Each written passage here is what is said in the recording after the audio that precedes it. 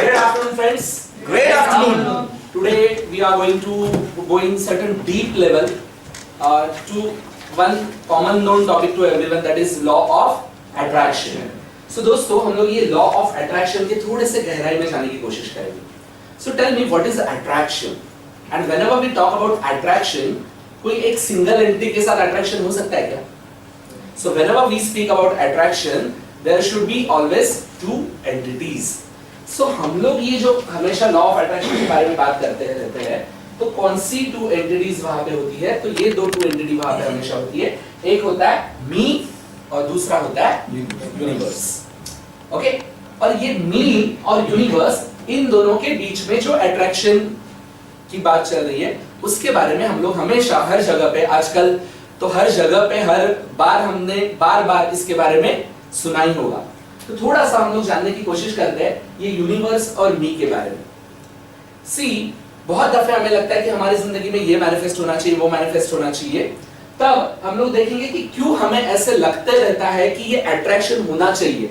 कब जरूरी होगा अट्रैक्शन? मतलब जब यहाँ पे ये चीज नहीं है और यहाँ पे चीज वो है, तब हमें ऐसे लगता है कि वो चीज वहां से अट्रैक्ट होके यहाँ पे आनी चाहिए. बराबर? तो हम लोग देखेंगे कि ये जो यूनिवर्स है, मी है, इन दोनों के बीच में जो हम लोग अट्रैक्शन की बात कर रहे हैं, तब क्या है यूनिवर्स के पास जो मी के पास नहीं है. तो जनरली हम लोग देख सकते हैं कि यूनिवर्स जो है, यूनिवर्स में हर चीज अबंडेंस में है, जबकि जो मी होता है वो सोचता है कि मेरे पास जो भी है वो उतना अबंडेंस में नहीं है, मैं कहीं पे कुछ तो लिमिटेड में जी रहा हूं, कुछ स्कार्सिटी में जी रहा हूं. ये फीलिंग हमेशा मी में होता है. यूनिवर्स इनफाइनाइट है, जबकि मी को लगता है कि मैं एक फाइनाइट बीइंग हूं, मैं एक फाइनाइट एंटिटी हूं, एंड देयरफॉर इस इनफाइनाइट में से कुछ और चीजें जो मेरे पास नहीं है वो मुझे क्या करनी है? अट्रैक्ट करनी है. यूनिवर्स अनलिमिटेड है और जो मी है वो एक लिमिटेड बन के जी रहा है, और इसीलिए ये बार बार सभी लिमिटेड मी को, सभी फाइनाइट मी को ये बात अट्रैक्ट करती है कि वाओ मैं लिमिटेड हूं, लेकिन ये लॉ ऑफ अट्रैक्शन मुझ में आ जाएगा तो इस अनलिमिटेड में से मैं चीजें अट्रैक्ट कर पाऊंगा. So very good. और इसलिए हम में से हर कोई, बहुत सारे लोग इस लॉ ऑफ अट्रैक्शन के पीछे पागलों की तरह भाग रहे हैं, उसके बारे में बार बार सोच रहे हैं. तो थोड़ा सा हम लोग डिटेल में देखते हैं इसके बारे में, क्योंकि यही बताया जाता है कि एक मी है जो लिमिटेड है, जो स्कार्सिटी में जी रहा है, और एक यूनिवर्स है जो इनफाइनाइट है. मी को अगर वो चाहिए तो उसे क्या करना पड़ेगा, जो की बात थोड़े टाइम पहले मैम ने की थी, कि उस मी को खुद को ट्यून करना पड़ेगा उस चीज के साथ जो उसे इस अनलिमिटेड यूनिवर्स में से चाहिए. जैसे हम लोग देखते हैं कि यहाँ पे सभी टाइप के रेडियो वेव्स है, यहाँ पे सभी टाइप के टीवी चैनल्स है, लेकिन मेरे टीवी स्क्रीन पे क्या दिखेगा? डेफिनेटली जो चैनल का फ्रीक्वेंसी मैं मेरे टीवी यूनिट में सेट करूंगा, जो रेडियो की फ्रीक्वेंसी मैं मेरे यूनिट में सेट करूंगा, उस चैनल पे जो भी चल रहा है वो मेरे रेडियो पे सुनाई देगा, वो मेरे टीवी के स्क्रीन पे दिखाई देगा. सेम कि लॉ ऑफ अट्रैक्शन मतलब क्या? यूनिवर्स में हर कोई हर चीज अनलिमिटेड तरीके में है, लेकिन मेरे जिंदगी में क्या मैनिफेस्ट हो रहा है, क्या दिख रहा है, क्या सामने आ रहा है? तो डेफिनेटली जिस बात से ये मेरा यूनिट ट्यून हो गया, वो जो ट्यून हुआ है वो चीजें उसमें से वो क्या करेगा? खुद में अट्रैक्ट करेगा. तो यही बात हमेशा की जाती है कि हमें चीजों के पीछे नहीं भागना है, तो यहाँ पे ट्यूनिंग सेट करना है. That is the law of attraction. So हमें यहाँ पे खुद को ट्यून करना है थोड़ा सा, और फिर अगर ट्यून कर देते हैं तो रेजोनेंस के तौर पे क्या होगा कि मेरी जैसी फ्रीक्वेंसी है वैसे समान फ्रीक्वेंसी वाली चीजें मेरी तरफ क्या हो जाएगी? अट्रैक्ट हो जाएगी. बराबर? थोड़ा सा हम लोग देखते हैं कि ये ट्यूनिंग करने में बहुत सारे लोग क्या गलती करते हैं और कहां पे इस लॉ को थोड़ा सा गलत तरीके से पकड़ लेते हैं, और इसलिए फिर बहुत प्रॉब्लम्स में अपनी जिंदगी बिताते हैं. क्योंकि क्या होता है, ये पहला लाइन है कि यू डोंट गेट, जो मैडम ने बताया था, you don't get what you want but you get what you are. जैसे वैभव सर ने भी हमें बताया था कि यहाँ पे हमारे कॉन्शियस से जो भी थिंक हो रहा है वो हमारे जिंदगी में नहीं आता, बल्कि पूरा हमारा सबकॉन्शियस में जो भी इंफॉर्मेशन पड़ी हुई है उससे जो भी इमिट हो रहा है, उससे जो हमारी फ्रीक्वेंसी सेट हो रही है वो हमारी लाइफ में अट्रैक्ट होता है. जनरली बहुत दफे हमें ऐसे लगता है कि यहां से हम लोग जो सोचेंगे तो हम लोग यहां से हमारी फ्रीक्वेंसी चेंज करेंगे और यहां से फ्रीक्वेंसी हम लोग चेंज करेंगे तो फिर पूरा वो अट्रैक्ट हो जाएगा। बस हम लोग कभी से हम लोग देख रहे हैं कि 10% पावर इसमें है, हमारा कॉन्शियस जो भी कॉग्निजेंट में आ रहा है उसमें 10% पावर है, जबकि 90% पावर अपने सबकॉन्शियस में है।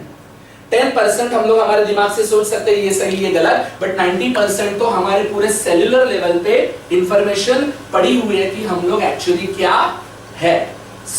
मुझे बोलो कि मेरी फ्रीक्वेंसी किस तरीके से सेट होगी, जो मैं सोचता हूँ 10% पावर से उस तरीके से मेरी फ्रीक्वेंसी सेट होगी कि जो एक्चुअली 90% के साथ मैं हूँ उससे मेरी फ्रीक्वेंसी सेट होगी। डेफिनेटली जो मैं पूरा अस्तित्व है ना, जो मेरा पूरा एग्जिस्टेंस है ना, उससे बनती है मेरी फ्रीक्वेंसी। So, ये जो ऊपर ऊपर हम लोग सोचते हैं ना, जो हम सोचेंगे कॉन्शियस से वैसे हम लोग बनेंगे, तो वैसे एक्चुअली होता नहीं है।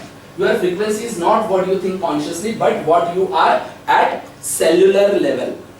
आपके सेल में, आपके पेशी में, जैसे कि वैभव सर ने बताया था कि हम लोग जब जन्म लिए तब एक ही पेशी थे, बट उसी एक ही पेशी में पूरी इंफॉर्मेशन थी कि हमारा नाक कैसे बनने वाला है, हमारी आंख कैसे बनने वाली है, हमारा कलर कैसे बनने वाला है, हमारा बिहेवियर कैसे बनने वाला है। ये बहुत सारी इंफॉर्मेशन लेके वो सेल आया था।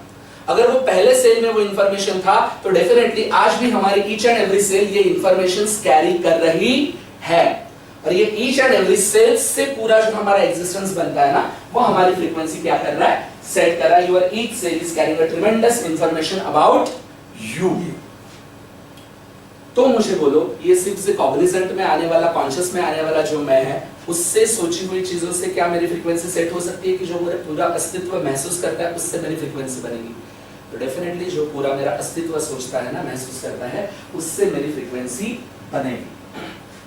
अब ये जो मेरा पूरा अस्तित्व जो मैं बोल रहा हूं ना, ये पूरा अस्तित्व बना कैसे? ये जो मेरी पहचान है, देखो जो मैं हूं वो मैं अट्रैक्ट करूंगा, बट मैं कौन हूं ये सवाल आता है, क्योंकि मैं हूं वो मैं अट्रैक्ट करूंगा, तो मैं हूं कौन? तो जब मैं हूं कौन की बात आती है तो हम लोग अलग अलग जवाब देते हैं। फॉर एग्जांपल मैं बोलूंगा मैं मेल हूं, मैं संजय बंडर हूं, मैं बोलूंगा कि मैं मराठी स्पीकर हूं, मैं बोलूंगा कि मैं मुंबईट हूं, मैं हिंदू धर्म का हूं। अब मुझे बोलो, ये जो भी मैं हूं कर रहा हूं, मैं इंजीनियर हूं, ये जो भी हूं मैं बोल रहा हूं, क्या वो सच में मैं हूं? Is that my real identity? What is identity? तो आइडेंटिटी वर्ड को हम लोग थोड़ा सा स्प्लिट करेंगे, तो यहाँ पे दिख रहा है इड और एंटिटी। एक्चुअल हमारी एंटिटी अलग है, जबकि उस एंटिटी को बचपन से लेके अपने चाइल्डहुड में जो स्टैंपिंग किया गया, तो वो स्टैंपिंग अपने घर वालों ने किया, वो स्टैंपिंग अपने स्कूल सिस्टम ने किया, वो स्टैंपिंग किया अपने सराउंडिंग्स ने, वो स्टैंपिंग किया अपने अपब्रिंगिंग ने। कुछ इंफॉर्मेशन तो हमें आई पास्ट लाइफ से और कुछ इंफॉर्मेशन हमें आई जेनेटिकली अपने पेरेंट्स से। तो ये सभी इंफॉर्मेशंस जो आके हमारे सेल्यूलर लेवल पे पड़ी है, कुछ आई जेनेटिकली पास्ट कार्मिक अकाउंट से और कुछ सराउंडिंग से, चाइल्डहुड के स्टैंपिंग से हम पे क्या होती गई, बार बार पाइल अप होती गई, और वो सब इंफॉर्मेशन से बनता है अपना आइडेंटिटी। समझ में? सो एक्चुअल देखा जाए तो ये इड इधर क्रिएट होता है, बट अपनी एंटिटी एक्चुअल कैसी है, अपना अस्तित्व जो है वो एक्चुअल में कैसा है? तो सच में देखा जाए तो ये स्टैंपिंग को अगर छोड़ दो तो अपना अस्तित्व जो है ना, वो प्योर है, ओरिजिनल है, पावरफुल है, अनलिमिटेड है और इनफाइनाइट है। बराबर? मतलब अगर मैं दूसरे घर में जन्म लेता, मुस्लिम घर में, तो आज मैं इनके लिए झगड़ता कि इसके लिए झगड़ता? अगर मैं कोई अंग्रेज उठा के लेके जाता तो मैं आज खुद को कौन सा स्पीकर समझता? इंग्लिश स्पीकर समझता। बराबर? कोई अमीर घर में मुझे पालता तो मैं गरीब नहीं समझता खुद को, मैं आज खुद को क्या समझता? मेरा पूरा एग्जिस्टेंस खुद को क्या समझता? अमीर समझता। तो मुझे बोलो, सच में मैं जो खुद को समझता हूँ कि मैं मराठी स्पीकर हूँ, मैं हिंदू हूँ, मैं गरीब हूँ, ये सच में मेरी आइडेंटिटी है कि कुछ स्टैंपिंग की वजह से क्रिएट हुई आइडेंटिटी है? एक्चुअल मेरी एंटिटी इस आइडेंटिटी से बिल्कुल भी डिफरेंट है, जो मैं हूं ही नहीं। ये परमानेंट स्टैंपिंग्स जो आए उसको मैंने मेरी आइडेंटिटी बना के क्या किया है, हर जगह पे मैं लेके जा रहा हूं, और वही मेरी फ्रीक्वेंसी बना के हर चीज में क्या कर रहा हूं, अट्रैक्ट कर रहा हूं। तो हमें एक्चुअली सही तरह से देखना चाहिए कि जो भी लोग मतलब इसके पीछे भागते हैं ना, मतलब लॉ ऑफ अट्रैक्शन के पीछे, दो टाइप के लोग होते हैं कि एक वो जो ईगो में आते हैं, कंपैरिजन। देखो आइडेंटिटी, व्हाट इज इड, हमने बोला बचपन से जो भी स्टैंपिंग हुआ, और ये बचपन से जो भी स्टैंपिंग हुआ उससे हमारा क्या फॉर्म हुआ है, ईगो। जो मैं खुद को मैं समझ रहा हूं ना, वो हमारा किससे फॉर्म हुआ है, इसी सब स्टैंपिंग की वजह से फॉर्म हुआ है। बराबर? अब ये ईगो में आके मैं मुझको जो भी समझ रहा हूं तो शायद मैं मुझको कम समझूंगा या ज्यादा, बराबर। ये कम समझूंगा या ज्यादा, मैं सुपीरियर समझूंगा, इंफीरियर समझूंगा, और ये कम ज्यादा समझ के एक रेस में मैं लग जाऊंगा कि इनसे तो मैं सुपीरियर हूं लेकिन इनसे मैं इंफीरियर हूं, तो उसके पास अगर ये गाड़ी है तो मेरे क्या करनी है, मुझे अच्छी गाड़ी मेरे पास लानी है, और फिर उस कंपटीशन में मैं लगा दूंगा। तो ये कंपटीशन हमने ही नहीं, बचपन से पूरे स्कूल सिस्टम ने वगैरह भी क्रिएट किया हुआ है, बराबर। तो मैं लग जाऊंगा। और आपको क्या लगता है कि ये जो कंपटीशन का प्रोसेस है वो कभी रुकेगा कि नेवर एंडिंग प्रोसेस है? मेरे पास ये गाड़ी आ जाएगी तो मुझे लगेगा और दूसरी गाड़ी चाहिए, फिर मुझे लगेगा और तीसरी गाड़ी चाहिए। तो ये जो मेरी आइडेंटिटी की वजह से मैंने जो क्रिएट किया है मेरा ईगो, और उस ईगो की वजह से जो मैं कंपैरिजन कर रहा हूं, उसमें एक नेवर एंडिंग प्रोसेस है। थोड़ी एकाध कार आ भी जाएगी तो एक परमानेंट सेलिब्रेशन में कर लूंगा, लेकिन वो सेलिब्रेशन भी, सॉरी, टेम्पररी सेलिब्रेशन कर भी लूंगा, लेकिन वो सेलिब्रेशन टाइमिंग होगा, फिर से मैं एक नई रेस में जुड़ जाऊंगा। So there are never ending process, that process also sufferings. But whereas यहाँ पे हम लोग देखें कि अगर ये मी को ग्रोथ करनी है, उसको इवोल्यूशन प्रोसेस में पार्टिसिपेट होना है, उसे अगर कंट्रीब्यूट करना है, तो वो राइट ट्रैक पे है, क्योंकि वो कंपेयर नहीं कर रहा, उसे खुद को ग्रो होना है, बराबर। उसे इवोल्यूशन प्रोसेस जो नेचर का है उसमें उसे क्या होना है, शामिल होना है, खुद को इवॉल्व करना है और दुनिया में कुछ कंट्रीब्यूशन करना है, वो राइट ट्रैक पे है। यहाँ पे नेवर एंडिंग प्रोसेस है, यहाँ पे नेवर एंडिंग प्रोग्रेस है, यहाँ पे नेवर एंडिंग सफरिंग्स है और यहाँ पे हैपनिंग्स है, हैप्पी इनिंग्स उसकी चल रही है। ये कोशिश कर रहा है कि मैं कुछ बैड में से गुड क्रिएट करूं, मतलब मेरे पास जो है वो अच्छा नहीं है, उसके पास जो है वो अच्छा है। सो वाव, उधर देख के मुझे वाव लगता है और यहाँ पे देख के मुझे लगता है शिट। कंपैरिजन में यही होता है ना। And if I am thinking that I am in a shit, then what is my existence? Shit. And then what am I attracting right now? Shit. So I will always live in shit. So ये bad में से good create करने का जो रास्ता है ना, वो रास्ता ही गलत है जो बहुत सारे लोग law of attraction में पकड़ते रहते हैं, बराबर। मैं bad हूँ, उसमें से good नहीं create कर सकता। अगर मेरे पास good है तो उसको मैं polish करके तराश के मैं better और best की तरफ जा सकता हूँ, great की तरफ जा सकता हूँ, बराबर। So पहली बात तो ये मी ने समझना चाहिए कि मुझे ये ईगो से निकला हुआ कंपैरिजन का ट्रैक न पकड़ते हुए लॉ ऑफ अट्रैक्शन मुझे कहां पे इस्तेमाल करना चाहिए, तो ग्रोथ, इवोल्यूशन और कंट्रीब्यूशन के लिए इस्तेमाल करना चाहिए, तब वो रास्ता क्या होगा, सही रास्ता होगा। अब दूसरी बात यही हमने देखा कि ये आइडेंटिटी स्टैंपिंग होता है हमारा बचपन से, उसमें से सुपीरियरिटी इंफीरियरिटी क्रिएट होती है, उसमें से क्या होता है कंपैरिजन, कंपैरिजन से शुरू होता है कंपटीशन, कंपटीशन से शुरू होती है एक रेस, वो रेस कौन सी रेस होती है, रैट रेस। रैट रेस में एक विनर रैट होता है, एक लूजर रैट होता है, बट आप विनर रैट हो या लूजर रैट हो, लेकिन आप रहोगे तो रैट ही। ये विनिंग एंड लूजिंग में से फिर से एक नया स्टैंप आ जाता है कि विन हो गया तो मैं सुपीरियर, लूज हो गया तो मैं इंफीरियर, फिर उस सुपीरियरिटी और इंफीरियरिटी का एक नया स्टैंपिंग लेके फिर एक खेल में मैं शुरू हो जाता हूं। तो ये चक्कर गोल गोल चालू है। तो कितना भी लॉ ऑफ अट्रैक्शन यूज कर लूं और पा भी लूं तो भी मैं इस चक्कर से कभी बाहर निकलने वाला नहीं हूं, बराबर। और सेलिब्रेशन भी करूं तो वो एक टाइमिंग ही होगा। सो देयरफॉर एक बात हमें समझ लेनी जरूरी है कि यहाँ पे इस दुनिया में nobody is superior, nobody is inferior, everyone is unique. मैं किसी से बड़ा भी नहीं हूं, मैं किसी से छोटा भी नहीं हूं, मैं यूनिक हूं, मैं हूं और वो है। मैं बड़ा भी नहीं, मैं छोटा भी नहीं, मैं इक्वल भी नहीं, मैं कौन हूं, यूनिक हूं। तो ये बातें हमें समझ लेनी चाहिए कि मैं यूनिक आई हूं, मेरा यूनिक लाइफ है, मेरा यूनिक जर्नी है, और मेरा यूनिक लाइफ है, यूनिक जर्नी है, तो मेरे लाइफ के क्वेश्चंस भी यूनिक है, तो उसके आंसर्स भी यूनिक रहेंगे। सो डेफिनेटली अगर ये सब यूनिक रहेगा तो कॉपी करने में और कॉम्पीट करने में तो कुछ मतलब ही नहीं है, बिकॉज दूसरे ने कुछ भी आंसर लिखा हो, वो टॉपर भी हो, लेकिन उसका आंसर मेरे पेपर में लिख के मैं टॉप करने वाला नहीं, उल्टा मुझे तो क्या मिलेगा, क्रॉस।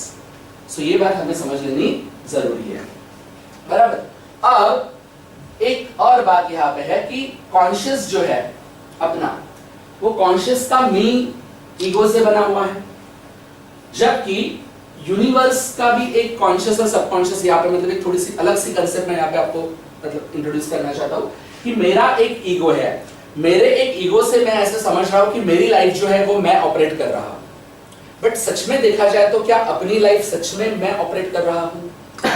No. सी अपने एंटिटी का, अपने हस्ती का सबसे पहला प्रमाण है अपनी सांस। क्या हमारी सांस हम लेते हैं? Oxygen in, carbon dioxide out, हमें पता है ऑक्सीजन क्या, हमें पता है कार्बन डाइऑक्साइड क्या। खाना अंदर डालते सिर्फ हमें, क्या डाइजेस्ट हम लोग करते हैं? क्या ब्लड सर्कुलेट हम लोग करते हैं? क्या हार्ट बीट हम चलाते हैं? कुछ जख्म हमें होती है तो क्या हील हम करते हैं? रोज करोड़ों सेल्स क्रिएट होती है, डिस्ट्रॉय होती है, वो हम करते हैं क्या? नहीं। हम लोग सिर्फ अपने लाइवलीहुड के लिए भागते रहते हैं और कुछ उल्टा सुल्टा काम करते हैं और बोलते हैं कि पापी पेट के लिए ये सब कुछ करना पड़ता है। बस आप पापी होंगे, पेट पापी नहीं है। जब जन्म लिया ना, उसके लिए खाने की व्यवस्था तो हो गई थी। जैसे कबीर का दोहा है कि जब दंत न थे तब दूध दिया, अब दंत दिए तो अन्न न दे। कि जब तेरे मुंह में दांत नहीं थे, देखो ना, वो माँ के स्तन में पहले दूध नहीं था, जब बच्चा थोड़ा बड़ा होता है, दांत आ जाते, तभी भी दूध खत्म हो जाता है। बस उसी पीरियड में बराबर दूध आया, उसी पीरियड में माँ में वो ममता जागी।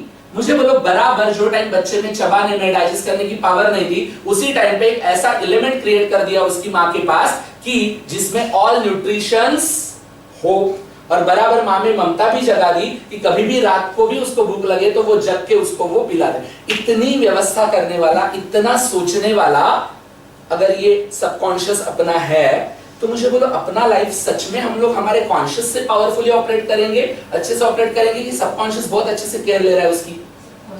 हीलिंग अपने पास सौंप देते तो, हार्ट बीट अपने पास सौंप देते तो कॉन्शियस को, वो कितनी दफे गलती करता, बट सबकॉन्शियस वो सब कुछ बराबर कर रहा है। एक अपना कॉन्शियस है जो हमारी ईगो से और आइडेंटिटी से बना हुआ है, और एक यूनिवर्स का कॉन्शियस है जो कॉन्शियस हमने हमारे कॉग्निजेंट से यूनिवर्स के रूल्स जान लिए हैं, पहचान लिए हैं। वो क्या है? यूनिवर्स का कॉन्शियस। सी, अपना कॉन्शियस मतलब क्या? जो हमारे बारे में हम जानते और करते हैं। अपना सबकॉन्शियस मतलब क्या? जो खुद ब खुद होते रहता है, जो अपने लिए काम करते रहता है। वैसे यूनिवर्स का भी आपको पता है। आपको क्या लगता है, साइंस ने जो भी आजकल डिस्कवरीज की है और लॉज ढूंढ के निकाले हैं, वो सब कुछ है। आइंस्टाइन भी बोल रहा था कि मेरा नॉलेज एक पूरे बीच के ऊपर जो रेत का एक कण है उतना है। सो आज तक भी साइंस ने जो भी ढूंढ के निकाला है, जो भी कॉन्शियस लॉज हमें पता है, जो हमारे कॉग्निजेंट में आए हैं, वो कितने परसेंट हो गया आपको लगता है जो एक्चुअल यूनिवर्स का ऑपरेशन है उसके कंपैरिजन में? बहुत कम। सो मुझे बोलो, ये लिमिटेड मी ने, कॉन्शियस मी ने, जो उसको यूनिवर्स के बारे में पता है, उस कॉन्शियस यूनिवर्स को कनेक्ट होके अट्रैक्शन करना, उसमें से कितनी पावर क्रिएट होगी और कितना वो मैनिफेस्ट कर पाएगा, सोचो आप। क्योंकि दोनों भी चीजें लिमिटेड है ना, ये भी लिमिटेड, और एक्चुअली वो यूनिवर्स से अट्रैक्ट करने की कोशिश कर रहा है, यूनिवर्स के बारे में जान रहा है, वो भी लिमिटेड। जबकि बहुत सारा ये जो अपना बॉडी ऑपरेट हो रहा है, क्रिएट हो रहा है, क्योर हो रहा है, नर्चर हो रहा है, वो सब अपना क्या है? सबकॉन्शियस। वैसे यूनिवर्स की भी ऐसी कितने सारे रहस्य है, ऐसी कितनी सारी बातें हैं कि जो अभी भी अपने कॉग्निजेंट के बियॉन्ड है। सो मुझे बोलो, जो अट्रैक्शन है वो कॉन्शियस टू कॉन्शियस होना चाहिए कि एक्चुअली ये अपना जो लिमिटेड कॉन्शियस है उसने सबमर्ज, मतलब खुद को मर्ज करके, अपने सबकॉन्शियस को सरेंडर करके, उसमें से जो वो क्रिएट करेगा यूनिवर्स के सबकॉन्शियस से, कि उसे भी पता नहीं कि ये कैसे होगा, और यूनिवर्स पे सोच सकेगा, वो अट्रैक्शन ज्यादा पावरफुल रहेगा। सो डेफिनेटली जो सेकंड वाला अट्रैक्शन है ना, 90% पावर वाला, वो ज्यादा पावरफुल होने की संभावना है। वहां पे, यहाँ पे लिमिटेड पोटेंशियल, लिमिटेड पॉसिबिलिटीज, और यहाँ पे इनफाइनाइट पोटेंशियल, इनफाइनाइट पॉसिबिलिटीज है। ये पावर हमें पता है कॉन्शियस सबकॉन्शियस की। सो अगर हम लोग हमारी ये लिमिटेड आइडेंटिटी हटा देंगे, अब क्या हो रहा है पता है? कि हम लोग खुद को समथिंग समझ के चल रहे हैं, और समथिंग समझ के चल रहे हैं इसलिए हमारी फ्रीक्वेंसी समथिंग की है, और फ्रीक्वेंसी अगर समथिंग की है तो हम लोग अट्रैक्ट भी क्या कर सकते हैं? समथिंग वाली चीज, समथिंग ही अट्रैक्ट कर पा रहे हैं। उसमें से हम लोग कितनी भी पावर लगा देंगे, कॉन्शियस से सोचेंगे भी, तो भी ये कॉन्शियस की पावर इतनी कि थोड़ा थोड़ा आगे हम लोग जा सकते हैं। सो पहली बात तो हमें क्या करना पड़ेगा, इस समथिंग का जो ईगो है ना, इस ईगो को ये पूरा ऑपरेट करने वाला जो एक अनकॉन्शियस है ना, उसमें क्या करना पड़ेगा? सरेंडर करना पड़ेगा। जो हम लोग मेडिटेशंस में वगैरह करते हैं कि पहले तो ये समथिंग को नथिंग में लाना पड़ेगा, और फिर वो जो नथिंग है, मतलब देखो, आइडेंटिटी एंड आइडेंटिटी में इड मतलब क्या? समथिंग। जो मेरा बचपन से और सबसे प्रोग्रामिंग हो गया वो क्या? Something, that is what? Id. और ये जो एंटिटी है वो क्या है? एंटिटी मतलब सुपर पावरफुल, सुपर अनलिमिटेड, बराबर ना? तो वो अगर मुझे बनना है, एंटिटी बनना है, तो पहले मुझे क्या करना पड़ेगा? ये इड का समथिंग वाला लेवल क्या करना पड़ेगा? हटाना पड़ेगा। सो जब इड का समथिंग वाला लेवल हट जाएगा, तब मैं कौन बन जाऊंगा? नथिंग। और एक बार मैं नथिंग बन गया तो उस नथिंग में पोटेंशियल है एवरीथिंग बनने की। जब तक मैं मुझको समथिंग समझ रहा हूं तब तक मैं एवरीथिंग बन नहीं सकता। जब तक मैं खुद को एकदम स्टैम्प लेके घूम रहा हूं कि मैं मराठी भाषी, तब तक मेरे में वो इंग्लिश की फ्लुएंसी आ नहीं सकती, बराबर। तो पहले तो ये समथिंग को सरेंडर होना पड़ेगा नथिंग में, और तब जाके वो कन्वर्ट हो पाएगा एवरीथिंग में। सो मुझे लगता है कि ये जो जर्नी है एक्चुअली कि something to nothing and then nothing to everything, this is actual power of attraction, बराबर, कि जिससे हम लोग बहुत अनलिमिटेड पावर को क्या कर सकते हैं, टैप कर सकते हैं, अट्रैक्ट कर सकते हैं, बराबर। और इसीलिए वो बोला गया कि खुद ही को कर बुलंद इतना कि हर तकदीर से पहले खुदा बंदे से खुद पूछे कि बता तेरी रज़ा क्या है, बराबर। हर तकदीर से पहले तू ऐसा मत सोच कि नहीं मेरी तकदीर ऐसे नहीं हो सकती, नहीं, ये तू जो सोच रहा है ना वो तूने लिमिटेड आइडेंटिटी ने बनाया हुआ, तेरा लिमिटेड क्या है, एक ढांचा है, उस वजह से तू सोच रहा है कि मैं ये नहीं हो सकता। पहले तो उस लिमिटेड को डिसॉल्व कर, पहले समझ कि तू एकदम ओमनी पावरफुल ऐसा पर्सन है, और फिर जो भी तू बनना चाहे तेरी इच्छा मात्र से, तेरी संकल्प से तू तेरी सृष्टि का निर्माण कर सकता है। तो इसलिए यहाँ पे लिखा कि संकल्प से सृष्टि निर्माण कर सकता है, बराबर। तो वो हो सकता है। इसीलिए मुझे ऐसे लगता है कि जिंदगी में ये बात होना चाहिए। पहले हमने एक सर्कल देखा था जो एक गलत सर्कल था, और अब मैं आपको बताना चाहता हूँ कि एक्चुअल सर्कल कैसा होना चाहिए। एक्चुअल सर्कल होना चाहिए कि पर्पस एक जिंदगी में मैंने मेरे डिसाइड करना चाहिए कि मुझे जिंदगी में क्या करना है, क्या बनना है, फिर मैं उस पर्पस के प्रति मेरा प्यार होना चाहिए, पैशन होना चाहिए। फिर अगर प्यार है, पैशन है उस पर्पस के प्रति, मुझे लगता है कि वो पर्पस बहुत अच्छा है, तो डेफिनेटली वो पर्पस से काम करते हैं मुझे पॉजिटिव फीलिंग आएंगी, पॉजिटिव इमोशंस आएंगी। और जब मैं उस पॉजिटिव फीलिंग और इमोशंस के साथ मैं मेरा गोल सेट करूंगा, पॉजिटिव फीलिंग और इमोशंस के साथ जब मैं काम करूंगा, तब मेरी एक्शंस में भी क्या आएगा, दम आएगा, पावर आएगी। और ऐसी एक्शंस करने के बाद जब सक्सेस भी आता है, फेलियर भी आता है, तो मैं खुद पे स्टैंपिंग करके नहीं बैठूंगा, बिकॉज मेरा अट्रैक्शन या मुझे इंटरेस्ट किसमें था, वो सक्सेस फेलियर में था कि मैं जो काम कर रहा हूँ उसके प्रति मैं जो कर रहा हूँ उसमें मुझे इंटरेस्ट था, जो कर रहा हूँ उसमें मुझे इंटरेस्ट था। तो सक्सेस फेलियर भी आएंगे, तो सक्सेस फेलियर में क्या करूंगा, एक्सेप्ट विद ग्रैटिट्यूड, बिकॉज मैं मेरे लिमिटेड कॉन्शियस से नहीं सोच रहा हूँ, मैं वो सबकॉन्शियस को क्या हो चुका हूँ, सरेंडर हो चुका हूँ। और मुझे पता है कि मेरा लिमिटेड कॉन्शियस ये चाहता है, लेकिन पूरे एफर्ट्स के बावजूद भी अनलिमिटेड सबकॉन्शियस ने अगर ये मेरे सामने रखा है, तो डेफिनेटली उसमें उसका कुछ अलग मीनिंग होगा। So therefore I will accept with gratitude. इसीलिए यहाँ पे क्या होगा कि अपना जो इमोशंस बिगड़ते हैं ना, नहीं आता है तब, तो वो इमोशंस यहाँ पे बिगड़ेंगे नहीं, हम उसमें से कुछ लर्न करेंगे और हर वो चीज को लीव करेंगे। लर्न करेंगे, लीव करेंगे। लीव करेंगे मतलब ना ही सक्सेस से सुपीरियरिटी बढ़ेगा और ना ही फेलियर से इंफीरियरिटी आएगा। और ये लीव करने के बाद मैं जिंदगी में आगे बढ़ूंगा और मेरे पर्पस पे काम करते रहूंगा। जब मैं इस अवस्था में जाता हूँ ना, तब मैं वो एजिटेशन में नहीं रहता हूँ, तब मैं वो रैट रेस में नहीं लगता हूँ, तब मैं मुझे कुछ नए स्टैंपिंग्स नहीं लगाता। तो इस तरीके से अगर हम लोग करेंगे तो मैं सोचता हूँ कि रियल पावर ऑफ अट्रैक्शन हो सकता है। क्या